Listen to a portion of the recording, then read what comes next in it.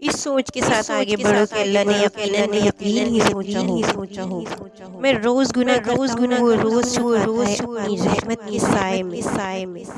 اللہ نے عورت کو ایسا مقام دیا ہے کہ کسی کی جنت ہے، کسی کی عزت ہے، کسی کی بہن ہے اور کسی کے لیے رحمت ہے۔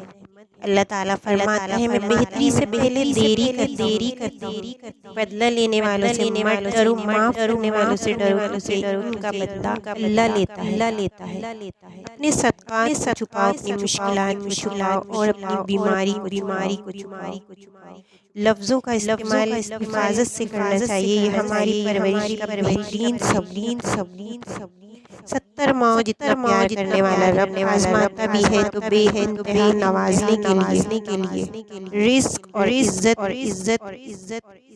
کسی کے ہاتھ میں نہیں، اللہ تعالیٰ جسے چاہے بے حساب دیتا ہے۔ وہ انسان زندگی میں کبھی نہیں ہار سکتا جس کی امید اللہ ہو۔